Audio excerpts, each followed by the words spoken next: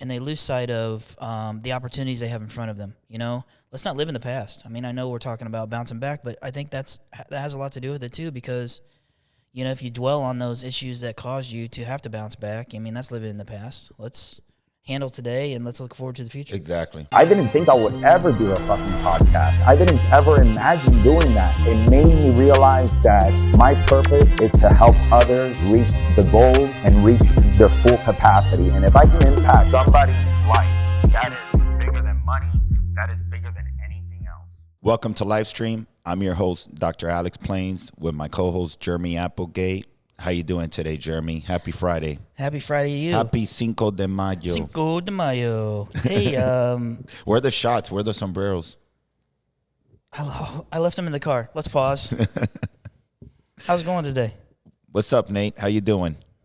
Good. Hey, Nate, did you know you're looking at a guy who is top 40 dentist under 40 in the whole U.S.?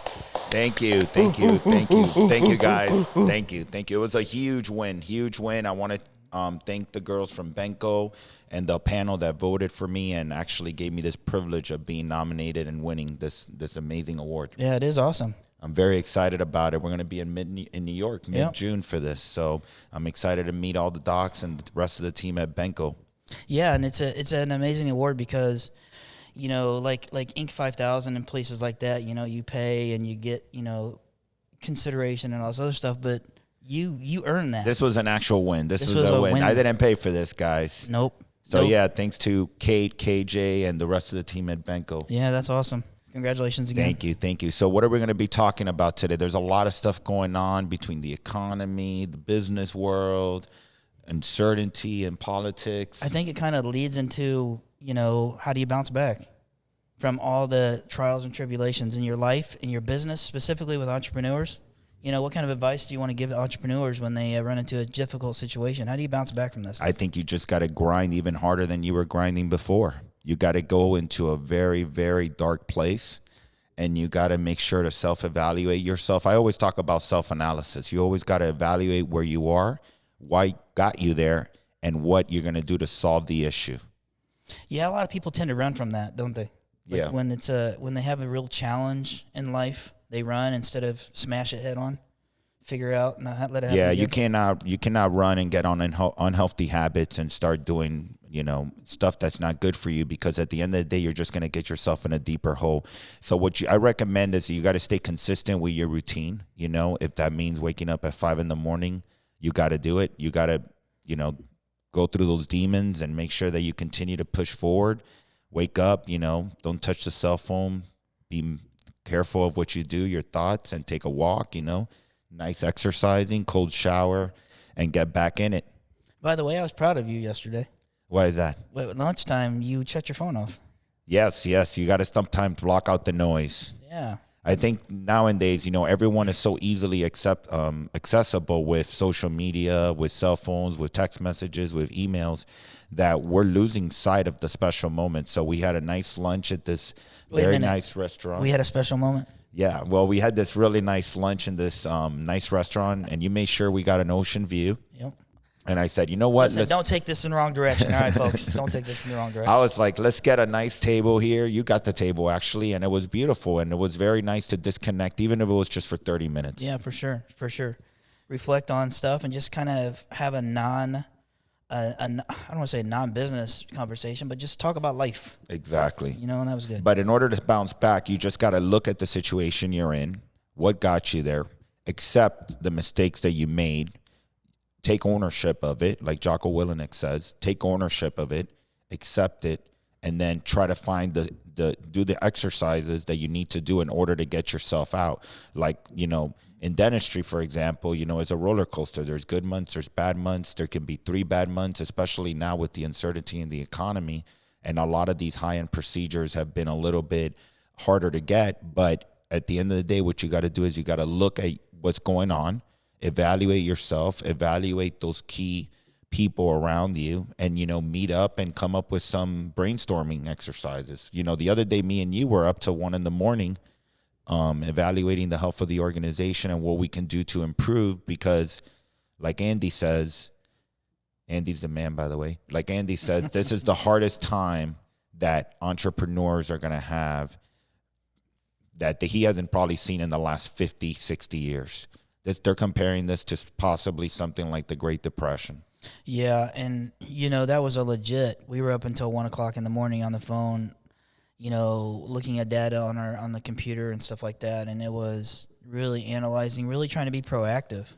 I think that's where, we talk about bounce back, but I think also you need to you're not going to be able to be ahead of every issue in your organization, but I think there's some promise there to try to be proactive when you can see it coming, you know what I mean? I hate it when people say, I knew that was going to happen. Well, why didn't you prepare yourself for it? You know what I mean? Stuff like that. Exactly. No, I completely understand where you're going at. Like, there's many times that we get set back, whether it's financially, whether you lose key team members, whether, your marketing company didn't get out your marketing pieces on time. Sometimes even with this podcast, there's issues to just get it streaming sometimes. Yep. But, you can't lose sight of what your goals are just because of some obstacles. You're always going to have those barriers that are going to go show up. 100%. But you got to stay eliminated from negativity and focus on what your goals are and what your big time vision is. I couldn't have said that any better because that's the truth, and I think, again, I go back to, I don't know if it's a maturity thing or it's an experience thing, but people let those things really, really bog them down, and they lose sight of their vision, and they lose sight of the opportunities they have in front of them, Let's not live in the past. I mean, I know we're talking about bouncing back, but I think that has a lot to do with it too, because, if you dwell on those issues that caused you to have to bounce back, I mean, that's living in the past. Let's handle today and let's look forward to the future. Exactly. That's what you got to do. You can't lose just because you have problems in the past or in the present. You got to figure out a way to get to those future goals, because at the end of the day, if you don't do that, then you're going to be constantly in setback mode and holding yourself and staying in bed and not waking up on time. I think part of the battle is showing up on time. If you're showing up on the time, you pretty much have one win for the day. Who says that? Is that Grant Cardone that says that? Just show up? Yeah, you already win. You already win. You're already winning. You got one big win for the day. And then you got to start, evaluating like your circle and figuring out if this is the team that you have or that you need in order to continue to chase those goals. And sometimes, I'm a spiritual person. Sometimes it's God sending you a message, like what is going on? What are you doing wrong that got you here? Yeah, that's for sure. There's no doubt about that. And I think that how you separate the winners from the non-winners is how you attack that situation, and then how you learn from it and how you don't let it really happen again. Like I was talking to my dear friend, Dr. Gavia, down in South Florida yesterday, and he bought a practice. And he was very stressed out because he wants to install a CT scan and he needs a lead wall, right? Yep. So that just brought memories when I was opening up my office in Tradition. Like we literally were set back 6 weeks of the grand opening because of the lead wall issue. Yep. And we couldn't get it done properly. And the city took a week and a half to just show up to approve to continue to move forward and put the whole drywall of the office. So that was a setback, what's the bounce back on that? How do you keep the team united? You swallow the delay in opening. You talk to your patients. You're in constant communication. Yeah, you evaluate your financials. You might, you might be eating up that free rent that you get when you're doing a de novo or a new practice. But you look at it and you evaluate and you said, Alex, I've been here before. How do I get myself out of these situations? And, these obstacles are important to become a better entrepreneur and a better dentist overall. Yeah, and I think that, you're not going to be able to be ready for anything that's thrown at you. There are going to be situations that are going to take a little bit longer to bounce back from. But, I think that, fighters win. If you keep fighting and you don't ever give up, I mean, that's a motto that should be ingrained in your brain, if you're an entrepreneur. Yes, exactly. So it's very important that you stay, focused. And, I can say a lot of stories about this, when insurance doesn't credential you on time and, you open up a new office or you acquire a new practice and you're waiting months to get your checks and you're working and grinding and the money's not coming in on time. Those are all huge setbacks. Yep. Or when you want an implant, a certain implant and it's, it says FedEx delivery at 11 and it doesn't show up to 1 and the patient's in the chair already. So, all these things always happen, but you got to be mentally tough and realize that. That's why sometimes, like David Goggins says, you got to get into a very dark place and you got to get out of it, and you got to be in survival mode all the time, all the freaking time. Yeah, I think survival mode is part of creating that experience that all entrepreneurs need. I think it's going to be a different bounce back from somebody who's been an entrepreneur for a month versus 4 or 5 Yeah, years. how many, like I said this in previous podcasts, like, the majority of small businesses fail. Yep. I think 70% of them, 75% of them fail after 3 years, So it's and part of it could be financial issues. It can be just bad management, bad leadership, getting setbacks and not knowing how to recover from them. So it's very important, if you're going to get into the entrepreneurship side of things and opening up multiple offices, or even opening up one office by running it and operating yourself, you got to be mentally ready for these setbacks. So, a lot of my friends just, in their personal life, they take it, deeper. They go harder on themselves, whether it's training harder or doing extra hobbies or jumping out of airplanes, just to get that thrill, so that when they deal with problems inside the office, it's not a big deal. Yeah, I think that's interesting. I was going to ask you this question. Like, a personal life setback versus a professional life setback, are there similarities in that, or do you handle them the same way? What do you think? I pretty much go by the same basis that I've been just sharing with you guys. I basically handle them the same exact way. Obviously, personal, sometimes there's more of an emotional connection to it. Yeah. But, if you go ahead and you focus and you still do the same grind, and you get up on time and you focus on your routines, and you're listening to books and staying positive and surround yourself with very good people, because you need a good support group around you, whether it's in your professional life or in your personal life, whether that's family or dear friends. It'll help you recover a lot quicker. For sure. I think that the struggle would be, you can't do it by yourself. You need a supporting cast. You can be the star of the play, you can be the star of the movie, but ultimately you need those roles of support as well. Yeah, the trick is, and I'm glad you just made me realize something very important.